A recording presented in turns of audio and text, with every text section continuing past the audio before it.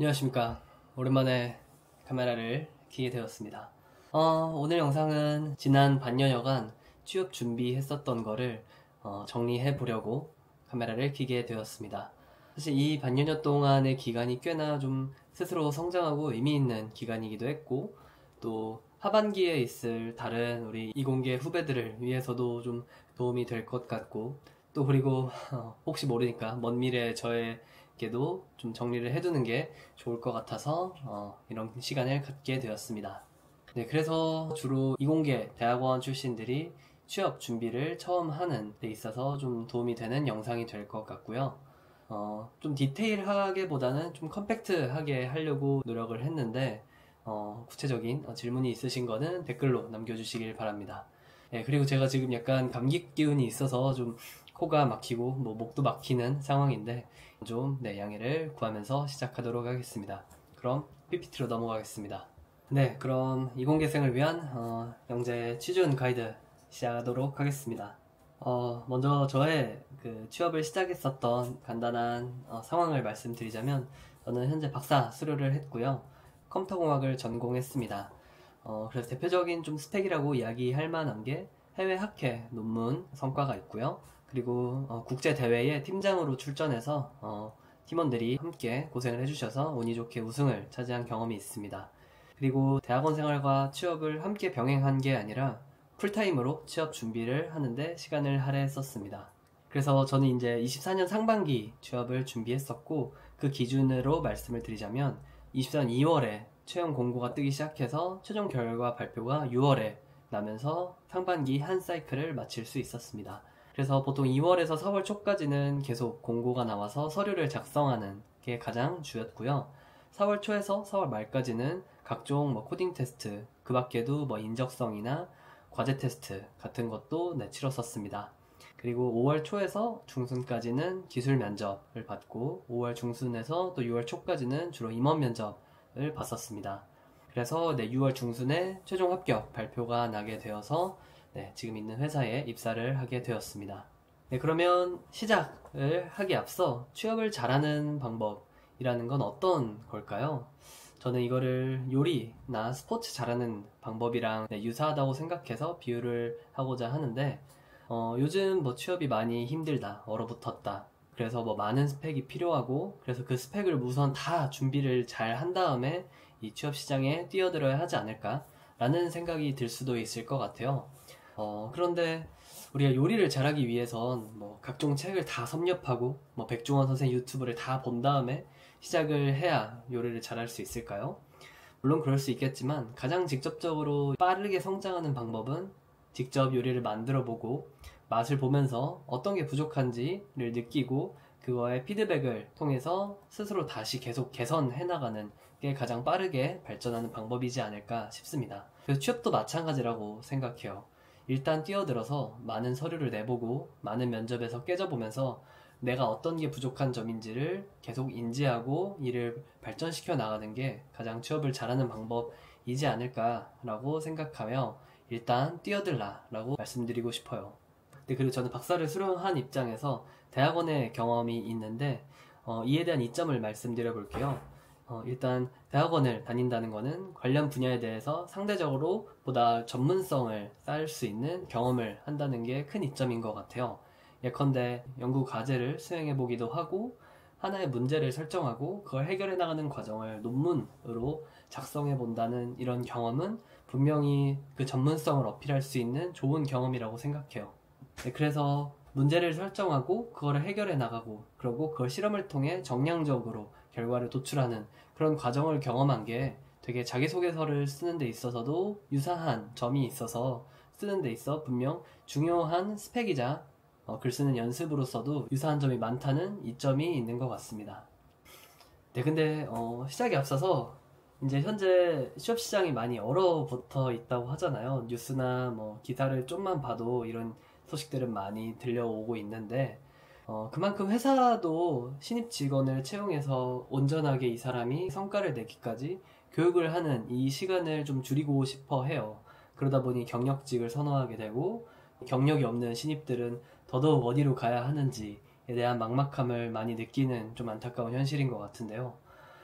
저도 마찬가지로 처음 이런 구조화된 채용 시장을 처음 경험하고 여러 군데를 써보고 또 떨어져 보면서 이게 합격 혹은 불합격만 경험하다 보니까 맞는 방향으로 가고 있는지에 대한 스스로에 대한 의구심이 들 때가 상당히 많았었는데, 그때 이 면접왕 이영이라고 하시는 수많은 이 면접관의 경험이 있고 인사의 총책임자를 하셨었던 경험이 계신 이 유튜버 면접왕 이영의 채널을 발견하게 돼서 수많은 이 이영의 영상을 통해서 그래도 내가 맞는 방향으로 가고 있구나 하는 그 길을 좀 찾은 것 같다는 그런 느낌을 받았었어서, 그래서 면접왕 이영 그리고 이직을 준비하거나 혹은 박사처럼 경력직으로 그 채용을 준비하시는 분들은 퇴사한 이영 채널도 큰 도움이 될 것이라고 생각되어 추천을 드립니다. 그래서 제가 바로 이 구직 활동에 뛰어드세요 라고 이야기를 했는데, 그래도 최소한 이 정도는 준비를 하고 시작을 하셔야 된다라고 말씀드리고 싶어요. 먼저 첫 번째는 토익 스피킹 점수를 만드는 겁니다. 그래서 우리는 일단 이공계생들이다 보니까 최소 130점 이상 정도만 확보를 하면 이 서류를 내는 데 있어서 기본적인 영어 자격 요건은 웬만해서 모두 만족을 할 수 있을 겁니다. 그리고 내가 논문을 썼건 혹은 연구 과제를 해봤건 혹은 이전에 회사 직장 경험이 있던 그에 대한 경력 기술서를 요구하는 경우가 상당히 많습니다. 그래서 오른쪽에 있는 이 이형의 템플릿을 저는 좀 활용을 했었고요. 구구절절하게 많은 걸 나열하기보다 딱 단시간에 봤을 때 한 2분에서 3분 사이에 이 사람이 어떤 걸 했구나를 바로 짧고 일목요연하게 정리하는 게 중요하다고 느꼈습니다. 그래서 어떤 프로젝트를 했고 나의 결과물, 그래서 어떤 방식으로 어떤 정량적인 평가를 했는지를 적고 어떤 역할을 했고 그에 해당하는 전문적인 기술은 어떤 걸 사용했는지 같은 부분만 작성해도 충분히 전달을 하실 수 있습니다. 그래서 주로 내가 했었던 경력이 한 4년이다 그러면 1년에서 2년에 이 프로젝트 하나씩을 작성해서 2개에서 한 3개 정도로 이렇게 일목요연하게 작성하면 내 경력 기술서를 완성할 수 있습니다.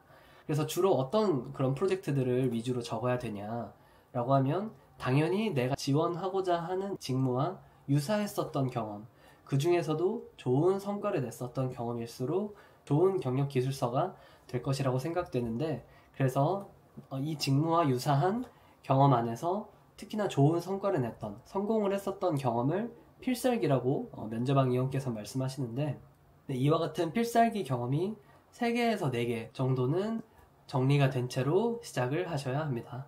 구체적 방법보다 제가 계속 이 마음가짐을 좀 중요시하게 이야기를 하고 있는데요. 그만큼 처음에 좀 이 마음을 단단히 먹고 시작하는 게 중요하다고 느껴서 이렇게 자료를 만들었던 것 같아요. 그래서 면접왕 이영이 항상 중요하게 말씀하시는 1일 1지원, 하루에 한 서류 지원하자라는 이야기입니다. 그래서 30개에서 50개 정도는 쓸 생각을 하자라고 적어놨는데, 보통 여러분이 이 서류를 하나 지원해서 이게 최종 합격할 가능성이 약 2에서 3%라고 생각을 하시면 좀 좋을 것 같아요. 그만큼 떨어지는 경험을 아주 많이 마주하게 될 거고요. 그래서 이 2%에서 3%라는 아주 낮은 확률에서 반드시 하나라도 합격을 하는 방법은 바로 많이 지원을 하는 것입니다. 그래서 30에서 50개 정도는 쓸 생각을 하고 하루에 하나를 지원을 한다 라고 생각을 하고 정말 많이 쓸 생각을 하시면 좋을 것 같습니다. 그러면 이런 질문이 있을 수 있을 것 같아요. 나는 어차피 여기 붙어도 안 갈 건데요? 라던가 나는 최소한 이 정도 이상을 가고 싶어요 라고 생각을 하실 수 있어서 아주 제한된 회사만을 보실 수도 있을 것 같아요. 근데 일단 이렇게 많이 지원하는 의의는 첫째는 서류와 면접의 경험을 풍부하게 갖기 위함입니다. 서류는 저의 경우에도 처음에 한 4개에서 5개가 연속으로 떨어지는 걸 경험했었는데, 어느 순간 이걸 이런 식으로 쓰고 이런 식으로 바꿔보고 하다 보니 붙기 시작하더라 라는 거를 경험하실 것 같아요. 그래서 이처럼 서류는 정말 붙거나 떨어지거나 라는 피드백만 받다 보니까 결국 많이 쓰면서 어떻게 쓸수록 합격을 할 확률이 높아지는구나를 얻기 위해선 많이 지원을 하는 게 중요합니다. 그리고 면접의 경우에도 다양한 회사들에서 나에 대해 어떤 걸 궁금해 하는지, 그리고 나는 어떤 답변을 어려워하는지를 직접 많이 경험을 해보면서 그 피드백을 받고 점점 발전시켜 나가는 그런 경험이 중요하기 때문에 일단 분야만 맞으면 저는 다 쓰시라 라고 이야기하고 싶습니다.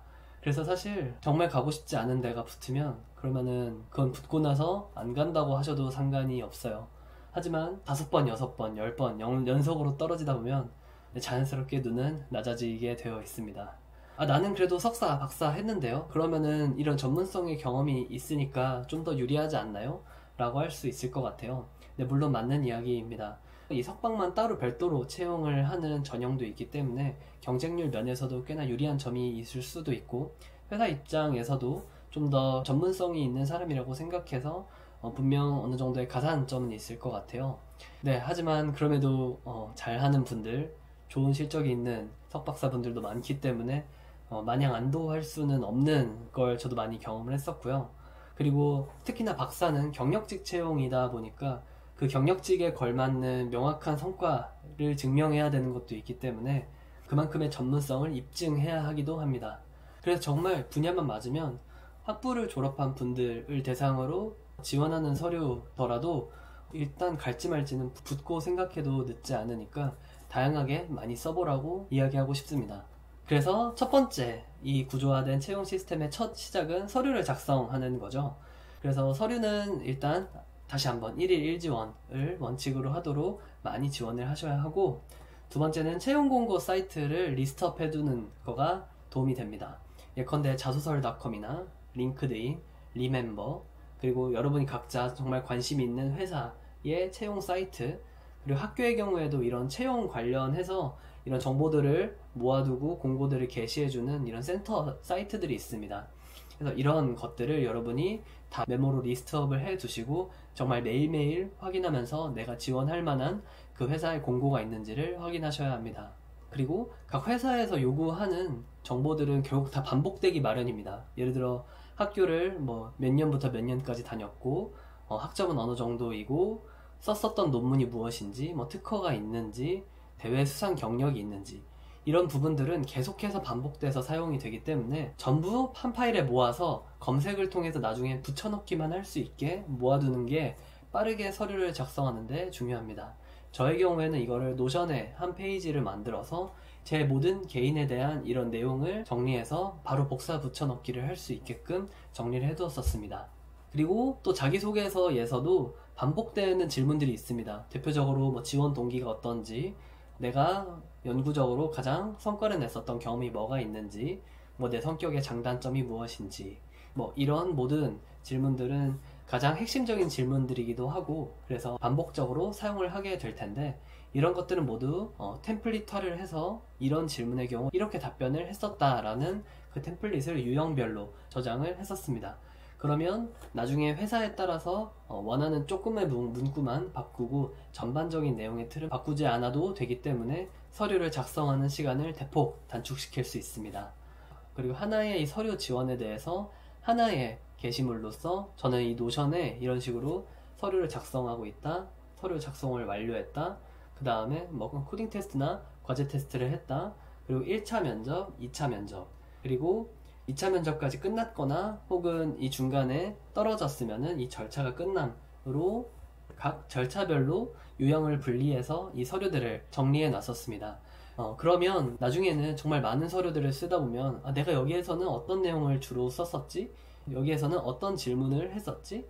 와 같은 부분들이 무분별하게 섞이기가 쉬운데, 이런 식으로 한 서류당 하나의 게시물로 모두 정리를 하게 되면 그 히스토리를 명확하고 빠르게 파악하는데 큰 도움이 됐었던 것 같습니다. 네, 그럼 서류를 작성하다 보면 마주치는 첫 번째 관문이죠. 자기소개서를 작성해야 합니다. 네, 저도 특히나 우리 같은 이공계 분들은 글 쓰는 거 되게 어려워하는 분들이 많은데, 네, 저의 경우에도 그랬었고요. 그래서 저는 먼저 면접왕 유형의 자기소개서 바이블, 자소서 바이블을 읽어보시라고 강추드리고 싶습니다. 네, 이분의 요 자소서 바이블 안에 있는 것 중에 좀 인상 깊었었던 것만 제가 일부 가져왔는데, 제가 처음 5개를 연속으로 떨어지고 나서 이 책을 읽으면서 내가 왜 떨어졌구나를 깨달았었던, 그걸 관통했었던 말이 바로 자기소개서는 비즈니스 문서다 라는 저 문구였던 것 같아요. 그래서 자기소개서를 읽으면서부터 이 사람이 읽는 사람에 대해 어느 정도 고려를 하고 작성을 하는가, 그래서 비즈니스적으로 짧고 빠른 시간 안에 일목요연하게 전달할 수 있는가를 확인하는 것으로서도 이 자기소개서가 중요한 서류입니다. 네, 그래서 이걸 어떤 식으로 전달하는지를 다음 페이지에서 말씀드릴 텐데, 먼저 이 자기소개서 그리고 뿐만 아니라 면접까지도 결국 이 지원자를 평가하는 요소는 다음과 같이 크게 KML 세 가지로 나눌 수 있습니다. 먼저 K는 knowledge, 직무 능력입니다. 대표적으로 아까 앞에서 얘기한 것처럼 이런 필살기의 경험이 있냐, 직무 관련해서 성공을 해본 적이 있는지, 그리고 이 직무에 대한 관련이 실제 우리 회사에서 일하고자 하는 거랑 얼마나 유사한지, 그리고 그 성공의 경험이 어느 정도의 크기인지, 그리고 그거를 실제 우리 회사에 들어와서도 똑같이 다시 그 퍼포먼스를 낼 수 있는지와 같은 모든 부분이 이 직무에 해당하는 능력일 것 같습니다. 그 다음은 마인드입니다. 예를 들어 일은 팀 단위로 해야 하는데 이 팀과 잘 어울릴 수 있는지, 그리고 이 성격적으로 어떤 장단점이 있는지, 그 단점을 어떤 식으로 본인이 커버를 할 수 있는지와 같은 모든 부분이 인성에 해당될 것 같아요. 그리고 세 번째 L은 로열티, 지원 동기입니다. 예를 들어 우리 회사에 대해 어느 정도 얘가 알고 있는지, 그리고 정말 돈만 많이 주면 되는 건지, 아니면 정말 우리 회사에 어떤 점이 관심이 있어서 지원을 하게 됐는지, 쉽게 말해 뽑아놓으면은 다른 데로 이직을 안 할지, 이런 부분들도 모두 지원 동기에 해당될 수 있을 것 같습니다. 그래서 자기소개서는 아까 얘기한 대로 기본적으로 비즈니스 문서다 보니까 어느 정도 템플릿이 정해져 있다고 생각을 해도 될 것 같아요. 그래서 그거를 3C 4P 전략이라고 이 책에선 소개를 하고 있고, 소제목은 먼저 이 전체의 핵심에 드는 한 문장을 처음부터 바로 전달하는 게 소제목이고, 그 다음은 내가 겪었던 문제가 어떤 문제였는지를 설명하고, 그래서 나는 어떤 식으로 이걸 해결했고 어떤 기여를 했는지, 가장 중요한 부분이 되겠죠. 그래서 이게 한 40에서 50%를 하고, 마지막으로는 그래서 내가 이걸 통해서 어떤 걸 배웠고 느꼈고 했는지, 이런 인사이트를 한 줄로 마무리해주면 됩니다. 대표적으로 연구직의 경우에는 이런 질문이 필연적일 텐데요. 논문했었던 경험을 자기소개서로 쓰는 예시가 다음과 같습니다. 먼저 연구 직무에 요구되는 핵심 역량은 무엇인가, 그걸 갖추기 위한 노력은 어떻게 했는가, 아주 대표적인 필살기를 묻는 항목입니다. 그래서 소제목에서는 어떤 방법으로 최대 어떤 성능을 냈는지 해서 방법을 쓴 how가 들어가야 되고, 그리고 정량적인 성과, 리절트가 나와야 합니다. 그래서 내 질문에 대한 두 가지씩 답, 저는 R&D 직무이기 때문에 문제 원인을 분석해서 이거를 최선의 해결책을 제시하는 게 중요한 역량입니다 라고 이 답을 한 줄을 깔고, 그 뒤는 사실상 필살기를 복붙해 넣으면 됩니다. 그래서 난 어떤 문제를 해결하고자 이렇게 연구를 했고, 그래서 어떤 학회에서 발표를 한 경험이 있다 라고 먼저 두 가지식으로 넣고, 그 다음에 이 문제를 어떻게 발견했고, 그래서 처음엔 어떻게 하고자 했는데 또 이것도 어떤 문제가 있었고, 그래서 유사했었던 논문 이런 연구들을 조사해 봤는데 얘네들은 또 이런 한계점이 있어서 결국 이런 거를 나는 이런 식으로 좀 더 효율적이라던가 아니면 더 높은 성능이 있다던가 하는 이런 방안으로 고안을 해봤다 라는 게 3C에 해당하는 문제 설명 및 원인 파악이 되겠습니다. 그 다음 해결 방안 및 수치적인 결과를 제시해 주는데, 예컨대 핵심적인 아이디어는 이랬고, 그래서 그거는 어떤 식으로 과정을 나는 설계를 했고, 그래서 실험을 해보니 정량적으로는 이런 결과가 나왔고, 그래서 정성적으로 보니 이런 식으로 두드러지게 보였다 같은 식으로 해결 방안과 구체적으로 수치적인 결과를 제시하면 됩니다. 그리고 마지막으로는 이 연구를 통해 나는 어떤 거를 배웠고 어떤 걸 느꼈다라는 본인의 인사이트를 한 줄 정리해주면 마무리가 됩니다. 부끄럽지만 제 자소서 예시를 하나 가져와 봤습니다. 네, 질문은 살아오면서 가장 도전적이었던 경험과 이를 통해 무엇을 성취할 수 있었는지 기술하시오 라는 질문입니다. 네, 이렇게 질문해서 아까 얘기했죠. 결국 KML 세 가지 중에 하나를 우리는 답변을 해야 하고, 근데 예를 들어 여기서 뜬금없이 나는 무슨 에베레스트 정상에 올랐었던 게 가장 도전적이었다 이런 거 적으시면 안 됩니다. 결국 이 질문을 통해 파악하고자 하는 건 KML 세 가지 중 하나이고, 반드시 그 중에서도 단연코 가장 중요한 건 나의 직무적인 역량, 즉 필살기를 전달하는 게 가장 중요하기 때문에 어떻게든 필살기적으로 답변을 하셔야 됩니다. 그래서 저는 이런 거를 수치적으로 어떻게 향상을 시켰고, 그래서 우승에 어떻게 기여를 했다 라는 거를 작성을 했었고, 그래서 처음 이 질문에 대한 두 가지씩 답으로 내 가장 도전적이었던 경험은 뭐고 어떻게 해서 팀 우승을 어떻게 했다 라고 제가 대회를 나갔었던 경험에 대해서 서술을 했고요. 그래서 문제 원인이 뭐였고 이건 어떤 식으로 해결하는 거를 찾아봤는데 이게 원인이 뭐였더라. 그래서 문제를 이렇게 발견했는데 파악하다 보니 이런 게 문제였고 그래서 유사한 걸 찾아보니 이런 식으로 한 애들이 있더라. 그래서 해결 방안에서는 나는 이렇게 로직을 구현했고 그래서 수치적으로 어떤 식으로 개선이 되었고 그래서 우승을 하는데 결론적으로 기여를 했다. 그래서 마무리로 이렇게 해결 방안에서 도전하면 이렇게 성취해낼 수 있고 이어낼 수 있다 라는 걸 배웠다 라는 식으로 마무리를 했습니다. 네, 대략적으로 우리 이공계 분들은 논문 쓰는 그 로직이랑 어느 정도 유사성이 있어서 어렵지 않게 이해를 하실 수 있었을 것 같아요. 네, 그래서 이렇게 서류를 작성하고 통과를 하시게 된다면 테스트 단계에 도달하시게 됩니다. 그래서 크게 코딩 테스트, 과제 테스트, 그리고 인적성 세 가지 중 하나는 웬만해서 치르게 되는데요. 물론 아예 없는 경우도 있고 이 중에 두 개를 보는 경우도 있습니다. 네, 그럼 먼저 코딩 테스트입니다. 네, 코딩 테스트는 저 같은 이런 CS 분야를 전공하신 분들은 자연스럽게 해보신 그런 경험들이 있으셨을 것 같은데 얘는 정말 해본 적이 있다고 하더라도 미리미리 대비를 해야 합니다. 왜냐면 단기간에 암기하듯이 확 오르기가 어렵기 때문입니다. 그래서 기본적인 문법은 구글링을 안 해도 되게끔 숙지를 하셔야 하고요. 예컨대 파이썬을 쓰게 되면 BFS를 해야 되기 때문에 콜렉션스에서 DQ를 임포트해오는 이런 부분들은 기본적으로 구글링을 안 해도 사용을 할 수 있게끔 숙지를 하셔야 합니다. 그래서 나는 이런 구조화된 채용 시스템을 처음 경험한다. 그래서 코딩 테스트를 처음 보게 된다. 라는 분들은 이 유형에 대해서 좀 잘 정리해둔 책을 구매해서 보시는 것도 추천을 드리고 만약에 어느 정도 경험이 있다라고 하시면은 정말 최신 기출 검색을 좀만 인터넷 검색해 보시면 찾아보실 수 있어요. 대표적으로 프로그래머스 같은 사이트가 있을 것 같습니다. 그리고 최신 유형으로는 이 문제에서 제시한 규칙대로 구현을 해야 되는 시뮬레이션 유형이 있다던가 혹은 여러 개의 이 경우의 수 중에서 최적의 해를 도출해내는 완전 탐색 유형이 있습니다. 네, 근데 정말 말 그대로 실전이라고 생각하고 시간을 재서 연습을 하셔야 돼요. 왜냐면 이 코딩이라는 게 99%를 해도 이 1%를 해결하지 못하면 빵점과 만점을 오갈 수 있기 때문입니다. 그래서 시간을 정하고 그 안에 정말 실전처럼 빡세게 집중해서 디버깅까지 완료하는 실전과 같은 연습이 중요하고요. 그래서 보통 2시간에 4문제, 2시간에 3문제, 혹은 4시간에 2문제인 경우 등 각 회사마다 조금씩 이 차이는 있습니다. 근데 예를 들어 2시간에 4문제라고 하면 실제 한 문제당 30분씩 해결을 하면 안 돼요. 이게 무슨 뜻이냐면 이 4문제 안에서도 쉬운 문제가 있고 어려운 문제가 있는데 쉬운 문제는 15분 안에 풀어야 되는 게 있을 수 있고 어려운 문제는 1시간 안에 풀어야 되는 경우도 있다는 이야기입니다. 그래서 이처럼 실제 시간을 재서 이 문제별로 시간을 안배하는 이런 부분도 실전처럼 연습을 하셔야 됩니다. 그 다음은 과제 테스트입니다. 이건 좀 생소하다라고 하시는 분들도 있을 것 같은데요. 특히 CS 전공 분들은 많이 마주치실 수 있습니다. 그래서 이 지원 직무 관련해서 그 회사에서 문제를 제시해주면 그 관련해서 내가 직접 코드로 그 문제를 해결해서 보고서나 코드를 제출을 해야 됩니다. 그래서 그 보고서 안에는 주로 어떤 식으로 해결을 했고 그래서 정량적으로 어떤 결과를 도출했는지와 같은 거를 모두 작성을 해야 되는데요. 과제에 따라 다르지만 짧게는 3일, 길면은 일주일 정도의 시간이 소요될 수 있습니다. 그래서 이 과제에 대한 수행의 보고서를 실제 발표 자료를 만들어서 기술 면접할 때 발표를 하면서 활용이 되기도 하고요.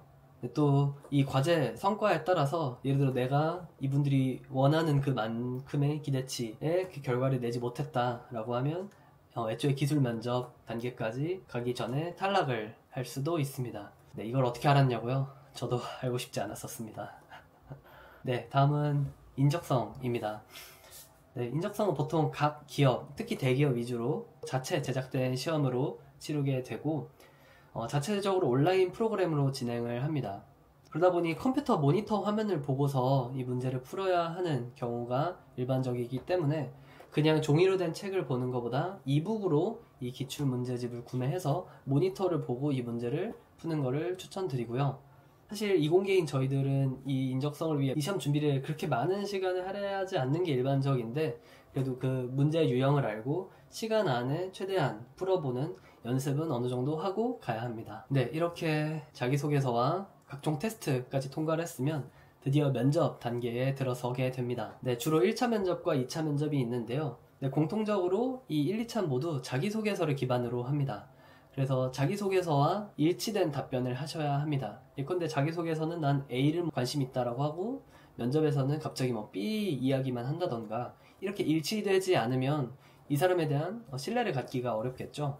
그래서 반드시 자기소개서를 파악하고 면접에 들어가셔야 합니다. 그리고 면접은 정말 얼굴을 보고 화상으로 하더라도 면대면으로서 서로의 인상을 보고 대화를 하기 때문에 비언어적인 표현도 중요합니다.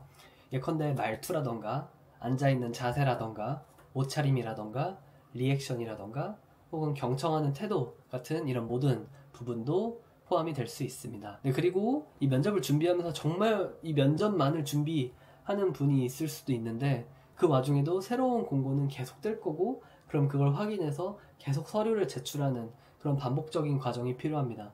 그래서 면접을 보면서도 새로운 서류가 붙었다는 얘기 그리고 떨어졌다는 얘기도 들리고 그리고 지원할 수 있는 새로운 서류가 나오면 또 이걸 지원도 하면서 중간중간 뭐 코딩 테스트도 생기면서 이때부터는 슬슬 이 사이클을 계속 반복적으로 시도를 하셔야 돼요. 서류 작성하고 테스트 보고 면접 보고 이러면서 다시 서류를 준비하고 그리고 일정 되면 테스트 보고 면접 보고를 이때부터는 계속 붙을 때까지 무한으로 돌린다고 생각을 하시면 됩니다. 왜냐면 서류는 뭐 수십 개를 썼어도 면접은 뭐 10개 내외 정도로 밖에 안 남아 있을 수 있고 이마저도 일정이 들쑥날쑥 하면서 뜨는 시간이 생길 수 있어요. 이럴 때 마냥 시간이 많이 남았다고 그냥 시간을 흘려보내지 말고 이때도 새로 뜨는 공고 그리고 이 안에서 내가 부족했었던 점이 있으면 계속 피드백을 통해 채우는 그 경험이 이제부터는 계속 사이클로 돌면서 나의 내공을 계속 키워나가야 합니다. 네, 그래서 면접은 아까 앞에서 이야기한 것처럼 크게 KML로 나뉘어서 유형화를 할 수 있을 것 같은데요. 네, 먼저 직무 관련한 질문입니다. 예컨대 최근 관심 있는 연구 주제가 뭔가요? 혹은 대표적으로 하셨었던 연구에 대해 설명을 해주세요. 혹은 직무와 유사한 경험을 해본 사례가 있나요? 가 될 수 있을 것 같고요. 또 인성은 사람을 뽑는다면 어떤 사람을 뽑고 싶습니까? 혹은 평소 어떤 사람과 같이 일할 때 좀 편하다고 느낍니까? 혹은 뭐 자신의 장단점을 소개해 주세요. 혹은 다른 사람이 생각하기에 나의 장단점은 뭐라고 보통 평가들 하나요? 등등이 될 수 있습니다. 그 다음은 지원 동기입니다. 예컨대 회사의 장점과 나의 장점 간의 유사한 점이 뭐가 있다고 생각하나요? 혹은 이 분야로 커리어 패스를 잡은 이유가 뭔가요? 그럼 이 커리어 패스를 우리 회사로 잡은 이유는 뭔가요? 혹은 이 회사에 오면 하고 싶은 일이나 기여하고 싶은 건 어떤 게 있나요? 같은 게 지원 동기에 해당될 수 있습니다. 그래서 이 질문은 1차 면접, 2차 면접 모두 공통으로 나올 수 있고요. 여기에서 절대 하면 안 되는 답변은 예를 들어 왜 우리 회사에 지원했습니까? 했는데 그냥 여기가 연봉 많이 줘서요. 혹은 돈 벌려고요. 이런 답변은 절대 하시면 안 됩니다. 네, 그걸 모두 모르지 않고요. 다 똑같은 돈 벌려고 취업하는 거 맞습니다. 근데 네, 상대도 그걸 모르지 않는데 굳이 그렇게 답하면 반대로 얘기하면 그럼 다른 회사가 돈 많이 주면은 그럼 거기 가겠네요? 라고 생각을 할 수밖에 없고요. 우리 회사의 수많은 장점 중에 그 돈 하나만 보고 얘는 왔구나 라고 생각을 할 수 있습니다.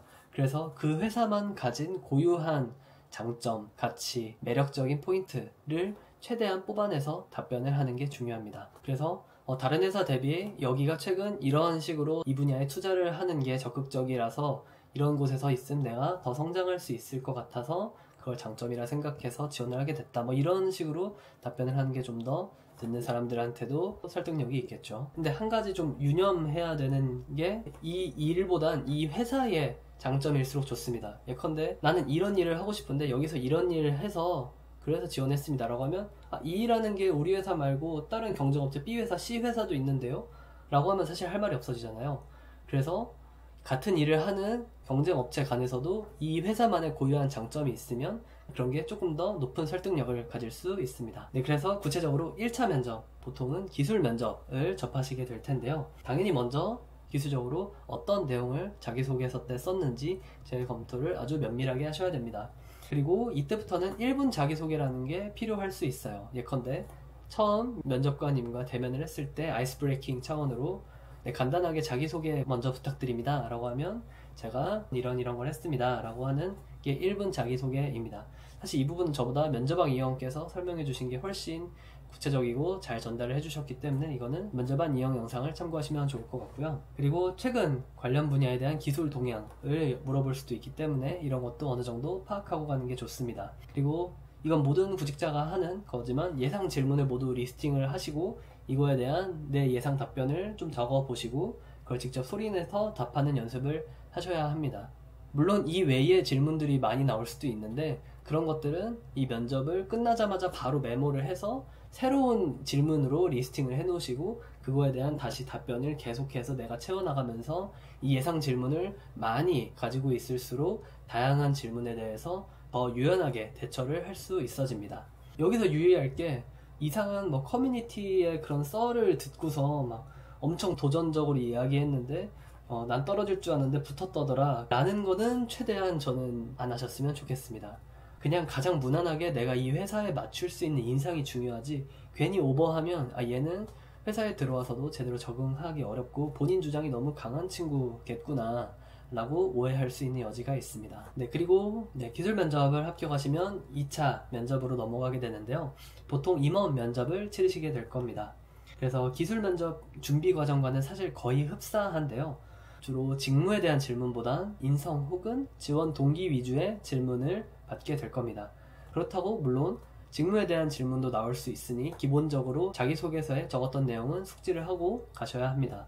이때부터는 비언어적인 표현이 조금 더 중요해지는 것 같아요. 예컨대 임원급 분들이 오시기 때문에 많은 이 구직자들을 경험을 하시고 채용을 해보신 경험이 있다 보니까 더 짧은 시간 안에 이 사람을 파악하기 위한 정보들, 예컨대 비언어적인 표현도 많이 파악이 될 거라 생각됩니다.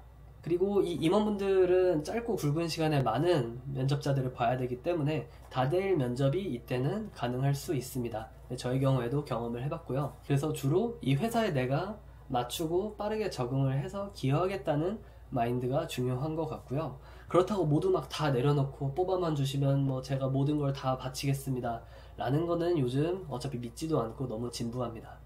그래서 어느 정도 당당하고 좀 진실되되 기본적으로 내가 계속 맞춰 나가겠다 라는 마인드가 딱 적절한 것 같습니다. 네, 그리고 임원분들이 보통 딱 저희 부모님 정도의 나이대이신 경우가 일반적일 텐데 그래서 좀 부모님께서 좋아하실 만한 답변이 모범적이라고 들릴 가능성이 높습니다. 네, 그래서 임원 면접까지 무사히 합격을 하시게 되면 채용 검진을 하셔야 하고요. 보통 회사마다 제휴된 병원을 안내하는 경우가 많은데 만약에 그렇지 않은 경우에는 생각보다 짧은 시간 안에 제출하라고 하는 경우가 있을 수 있어요. 네, 그런 경우에 혹시 서울권에 계시다면 서울 베네가를 추천합니다.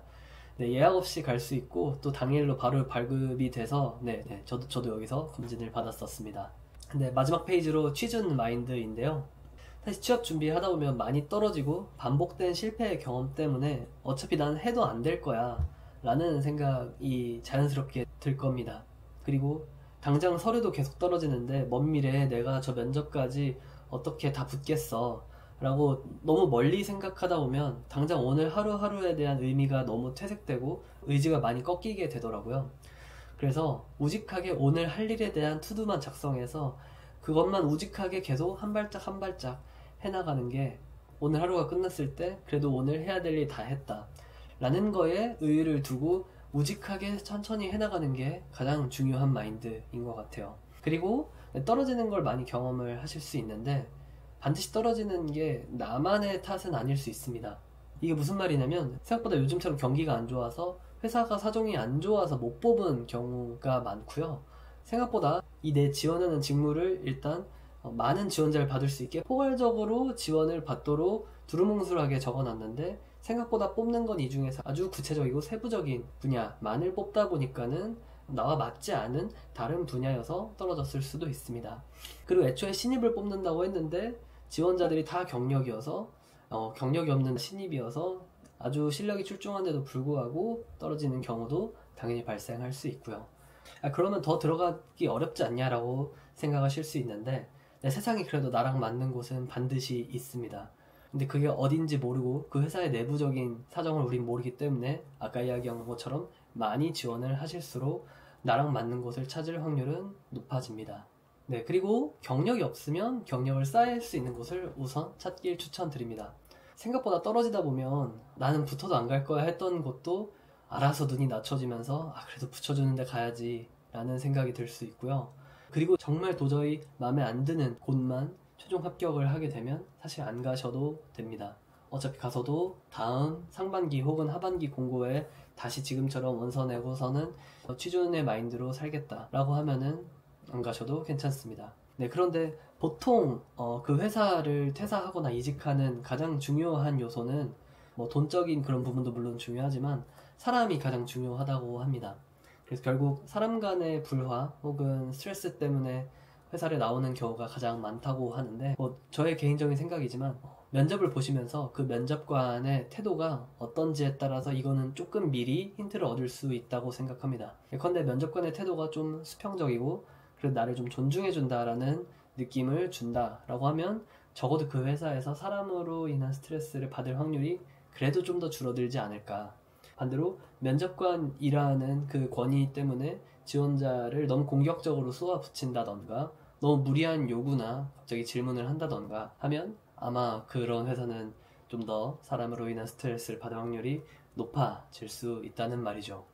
저도 여러 회사의 면접을 보고 그 면접관의 태도와 그리고 블라인드의 글 등을 좀 종합적으로 보면 보통 면접관의 태도가 회사의 분위기와 좀 유사한 경우를 봤었던 것 같습니다. 준비한 자료는 여기까지였고요. 짧게 해보려고 했는데 생각보다 그렇지 않았었던 것도 같네요. 이 영상이 그래도 누군가 하나에게만큼은 도움이 되길 바라는 마음에서 준비를 해봤고요. 이렇게 목이 메고 코가 막힌 소리임에도 끝까지 봐주셔서 감사합니다. 네, 다음 영상으로 다시 찾아뵙겠습니다. 감사합니다. 빠이.